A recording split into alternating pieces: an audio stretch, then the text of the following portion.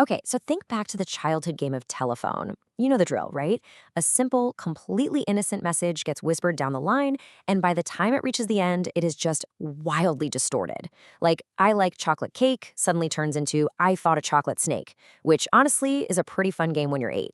But when we apply that exact same process to history, well, it proves just how easily we can accidentally rewrite the past. Welcome to today's explainer. We're diving into a fascinating source document titled, "This is What They Said: Public Testimony and Grammatical Restraint." We'll be exploring the epistemology of comparative theology. Now, I know that sounds like a massive mouthful, but it's really anchored by one crucial, unbreakable rule: do not put words in dead people's mouths. What's really interesting here is that this concept serves as a brilliant blueprint.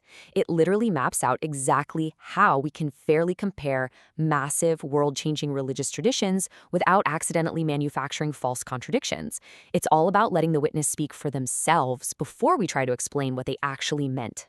So that brings us to part 1, evidence versus imagination, or reading the cookie crumbs. Let's see exactly what history preserves for us here. The crucial thing to remember is that we just don't have a magic mind-reading machine for historical figures, as much as we might want one. We can't look directly into their private beliefs. All we really have is their public testimony, what they actually said, wrote, or did. The source beautifully compares these to cookie crumbs.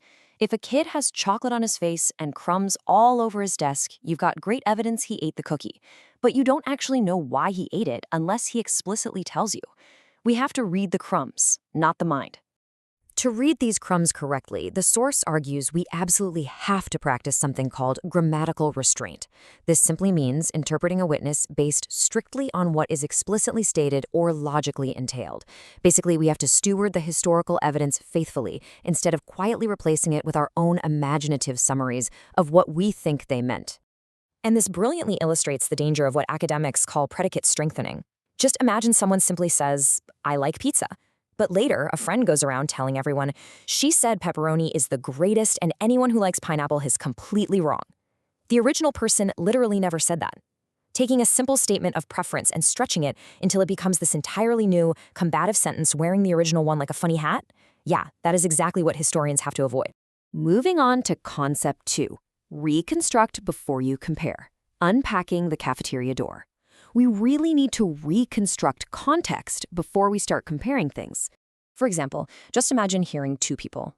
One says, "The cafeteria is closed." The other says, "The cafeteria door is open." Now, a dramatic bystander might gasp and shout, "Contradiction." But if we take a second to reconstruct the context, we see there's no conflict at all. I mean, the cafeteria can absolutely be closed for business while the door is physically propped open for the janitor, right? The words closed and open are just doing entirely different jobs here. All right, now we arrive at part 3, case study, manufactured contradictions, looking at Jesus and Muhammad. This is a really high-stakes theological case study. So, starting with a Christian gospel claim. In John chapter 10, Jesus explicitly states, "No one takes my life from me, but I lay it down of my own accord." In the gospel's causal chain, Jesus makes it super clear that his enemies do not possess ultimate mastery over his life. Instead, he freely offers it up. The Romans and the religious leaders are subordinate agents here, not the ultimate authors of the event. Now, on the other hand, we have the Quranic text. The Quran actually denies a boast made by hostile enemies who claimed we killed the Messiah. The Quran corrects them, saying they did not kill or crucify him, completely denying their claim of mastery and ownership over the event. When we compare these carefully reconstructed statements side by side, we see something pretty fascinating. The Quran's denial of the enemy's boast doesn't necessarily contradict the Gospel's claim of Jesus' voluntary self-offering. The absolutely crucial takeaway here is that a true logical contradiction actually has to be earned. Following strict Aristotelian rules, opposing statements must address the exact same subject with the same predicate, in the same relation, the same sense, and at the same time. We can't just inherit a historical slogan like Islam denies what Christianity affirms and just assume the two religions are exact opposites without doing the rigorous semantic work first. Which brings us to part 4, case study, skipped logic steps, or the staircase missing railings. Let's see how this applies to some real-world extremism. This source examines the extremist group Boko Haram, testing if their violent actions actually align with the Islamic sources they claim to follow. They justify violence by jumping up what the author calls a logical staircase. Step 1, an idea has Western origins, therefore it's false. Step 2, it's taught in a school, so the institution represents unbelief. Step 3, a child or teacher is in that school, so they are personally unbelievers. And step 4, unbelievers are lawful military targets. They literally convert a critique of a curriculum into a justification to attack a child sitting in a math class, just by skipping massive, tragic, logical steps. But wait, if we actually use grammatical restraint on the Quran itself, we find it places strict railings on this exact staircase. The text explicitly limits fighting to active combatants, it protects sacred life, it demands investigation before labeling someone an unbeliever, and requires accepting offered peace. The extremist group actively removes these linguistic and moral constraints. It's like they're using a screwdriver to dismantle the very public testimony they claim to uphold. And this perfectly illustrates the issue, highlighted by a really profound quote from the source. You cannot simply yell religion and leap from the first floor to the roof. Gravity remains unimpressed. Stripping away the grammatical constraints of a text isn't deep theology, guys. It is a dangerous category error that leads to tragic, real-world violence. Let's move to Section 5, Preserving the Witness, and Hearing the Human Heart. Let's look at why this analytical discipline actually matters. It really matters outside the halls of academia because preserving public testimony is a profound act of stewardship of human life. This is beautifully demonstrated in the source by the farewell messages of the late Reverend Father Benjamin Okwi Madu, who stated, "I preach not by reading from a page, but by speaking from the heart."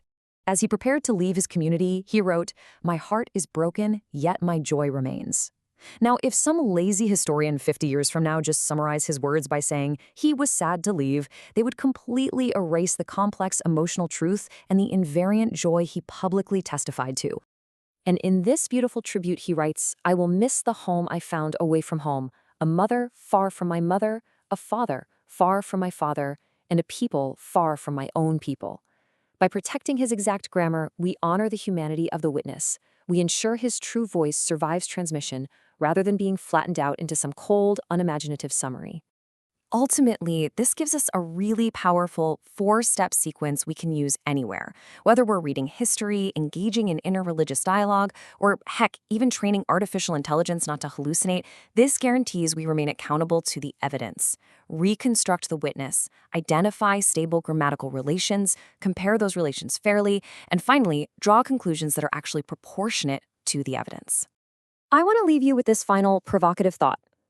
The next time you hear a confident summary of what someone else believes or what a certain text supposedly says, ask yourself this. Are we truly honoring their testimony, or are we just playing the telephone game and listening to ourselves? Thanks so much for joining me on this explainer, and I'll catch you next time.